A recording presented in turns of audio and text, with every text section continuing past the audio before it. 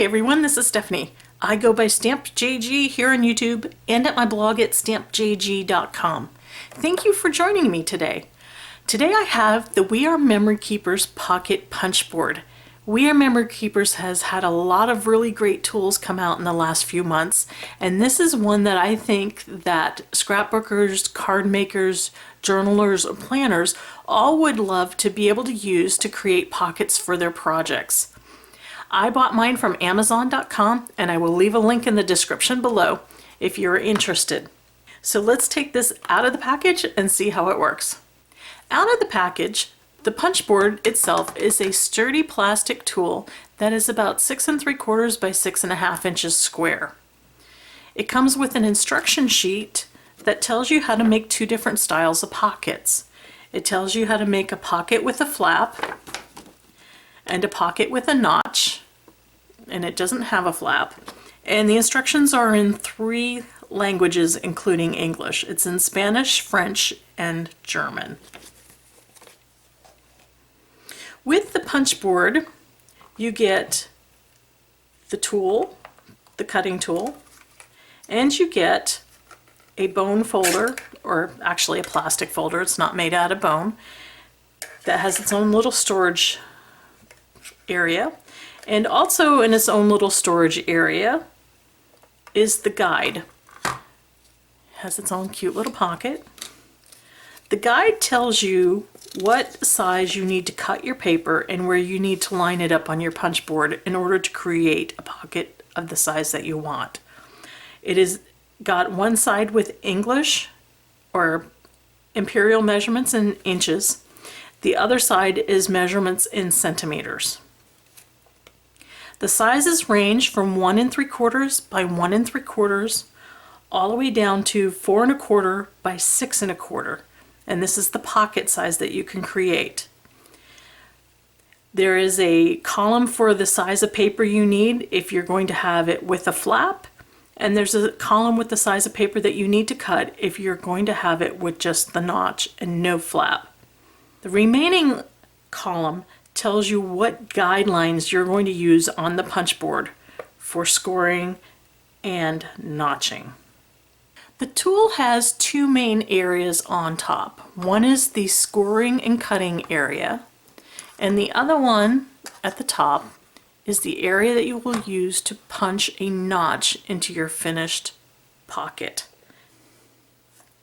This end of the board has your punch for your notch, and it goes all the way through the board, so your little pieces will come out the bottom. And it has guidelines that allow you to center your finished pocket up between the guidelines that they're marked A through F to correspond with your project. And it has a ledge so you can push your pocket way up to the top correctly and punch right in the center of it. So it looks very handy to punch a notch right in the middle of your pocket. On the cutting and scoring end of the board, you can see that there is an arm with your cutting tool. And I'm going to move that out of the way for a minute. And there are 2 areas with holes. These are areas of guides, and you're given 2 plastic guide stops, and they are a clear plastic, and if I hold them up to the light or hold them up to the camera, you can see that there's arrows on them. The guides go in the holes. On the top it's marked 1 through 3, and the arrow points down. When you put your guides on the left hand side in the holes marked A through F, you want to put it so that the arrow points right. So your paper is going to line up between these 2 guides. Let me zoom out a little bit. The cutting arm has storage for your cutting tool, which just pops off, and it has a channel here that will guide your cutting tool in the correct path.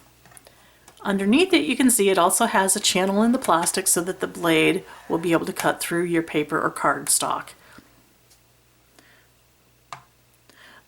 The tool is also plastic, and you can see the business end of it has 2 different bumps. One contains the sharp pointed blade, and the other one fits in the channel to guide it along. And when you put it in the channel, it does not snap in or settle in. It's just lightly in there, and it helps guide your cutting tool along the correct path.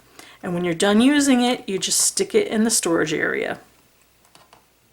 Finally, when you go to score your project, you will need to flip out these scoring sections, and you need to pull firmly. Let me just say you need to pull firmly. Don't be afraid. They're in there nice and tight. And these contain channels that you can score along to create your folds for your pockets. In addition, there are dashed lines corresponding to these score channels on the paper, on the plastic here, that you will probably need later, and I will show those later on.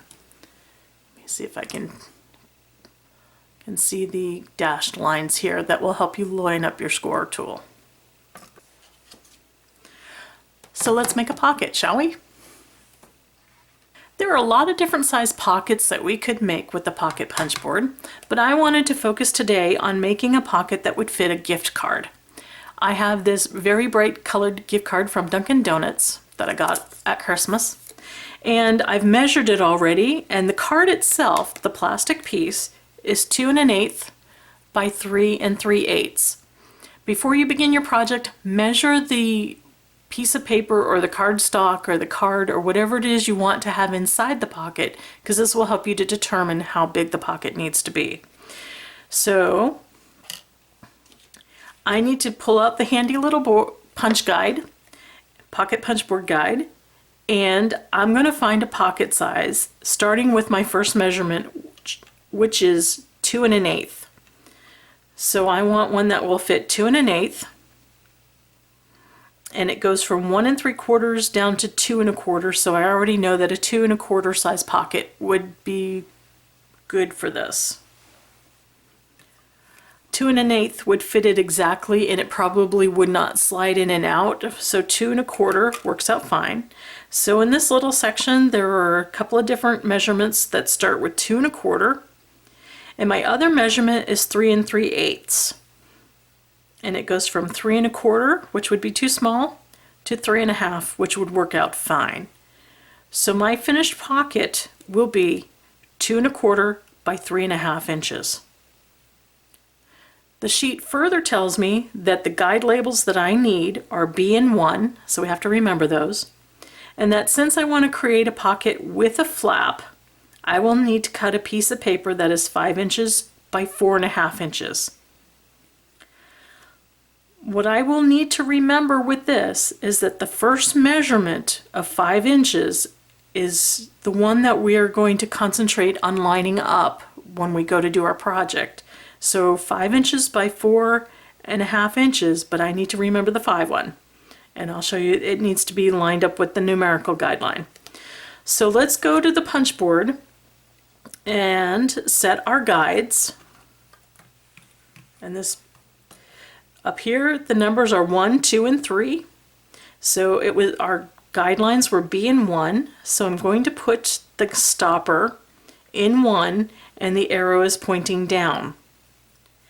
My other guide was B. So this goes A through F, and the second one is B.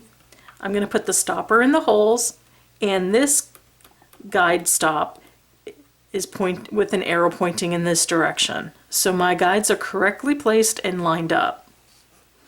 Now I'm going to go cut a piece of paper that is 5 inches by 4 1/2 inches. Here is my piece of paper, and because I need to remember that what side is the 5-inch side, it's obviously 5 inches here and 4 1/2 inches here, I will get confused. So this is just for me. You could put a little circle or a dot on it if you want to, but we're going to be turning this paper all around, and I want to remember what the 5-inch side is so that I can put the 5-inch side up against the numerical guideline. My 5-inch guideline that I've marked with tape is bumped right up against the numerical guideline and then shifted over and bumped up against the letter guideline B here. I'm going to put the arm down, take the tool out of the holder, and put the little knob into the channel and just lightly guide it along.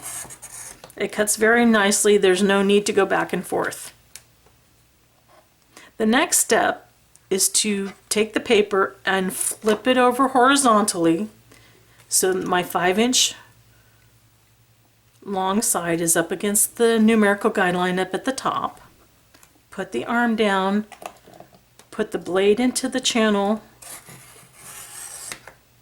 cut,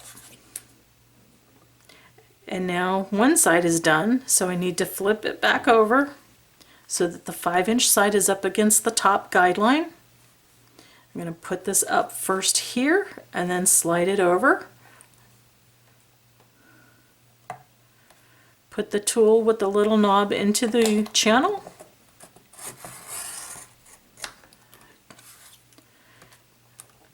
When I'm done with that, I'm going to flip it over again. Again, always keeping the 5-inch or the first measurement up against the numerical guideline.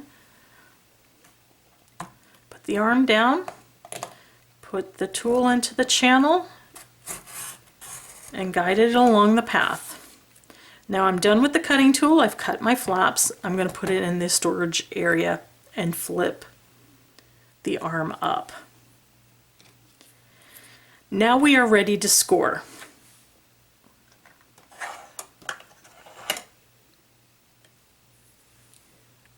I'm going to zoom you in a little bit so that you can see that there are, make sure your paper is up against your guideline and over against your guideline so it's lined up correctly. There are little dashed lines on the plastic because you can see I cannot tell where the channel starts because it's behind my paper. So if I put my tool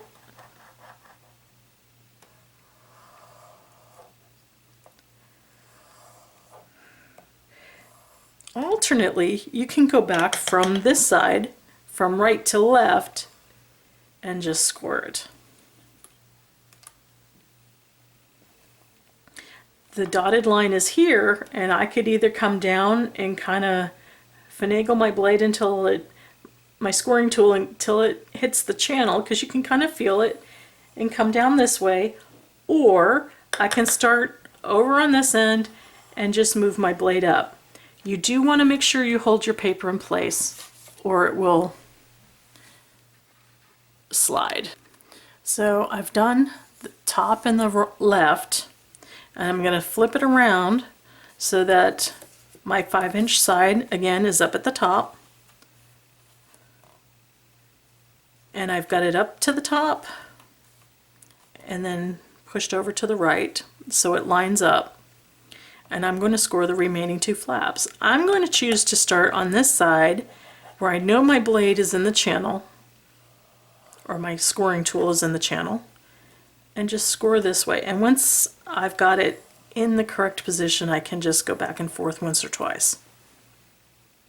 And again, I could choose to use the dotted lines and come down here and try to find where this goes, or I can start down where I know the channel is and take my blade up. I keep calling it a blade, it's a scoring tool. So I have scored all my lines.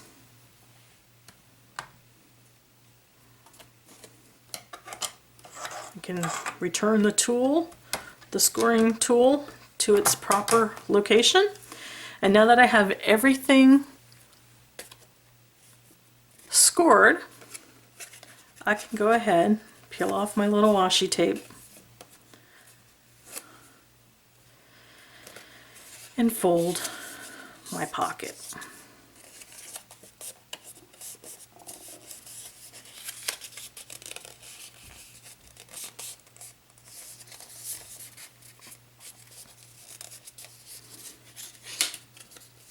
I use strong adhesive, and then my little gift card will fit perfectly inside. And I can tuck this into a card, or I could use this for a journaling card or tag or something. Now I'm going to show how you can put a notch into a pocket that has a flap. Normally you can put a notch into a pocket that is straight across the top by centering it between the two guidelines and punching. And that would put a notch at the top where you could pull out your card easily. Because this has a flap, I cannot get the punch close enough to punch these. And of course, if I fold it over and do it, then I'm going to get a hole through here. So We Are Memory Keepers has a tip on their website, on their YouTube channel, that you can punch half circles, or quarter circles in this case, into each side of the flap, and when you fold them over, they would measure up to be a notch in the center. You have to do this before you actually seal up your pocket. And I think I actually want my pocket to be this way. There we go. So what they suggest doing is lining up this edge halfway through the O in the word pocket.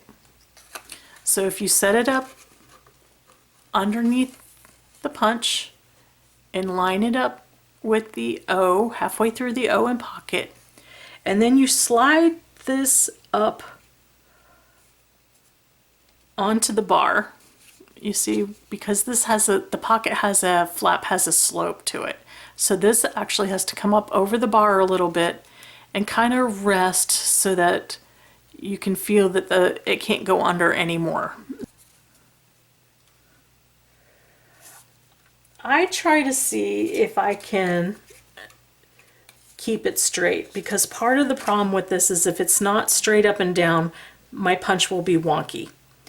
So again, I'm going to line the edge up with the O, halfway through the O, and I'm going to see if I can determine if it is straight. And then I'm going to punch. So I'm going to line the free edge up in the middle of the O and the word pocket. And I'm going to try to determine if it's straight, because it wants to be a little crookedy. And I want this kind of up at the bar as far as I can push it. Now, if all has gone well, I should be able to fold this over. Yay! And I have a notch in the middle of my pocket. So now when I have a gift card or something in here, it has a thumb hole or thumb notch that you can pull it out. So I think the key to doing it that way is really to try to make sure that your pocket is straight up and down by comparing it to a guideline. It's a little fiddly. Let me just say that it's a little fiddly. I wish there were an easier way to do it. If somebody knows of an easier way to do it, that would be great. I have also tried to line it up with the B guideline on each side, and sometimes that works and sometimes it doesn't. So if anybody has any tips and tricks that you've used this and have come up with a foolproof way, I would love to hear it in the comments below. Well, thank you for joining me today. I hope you had fun learning about the We Are Memory Keepers Pocket Punch Board.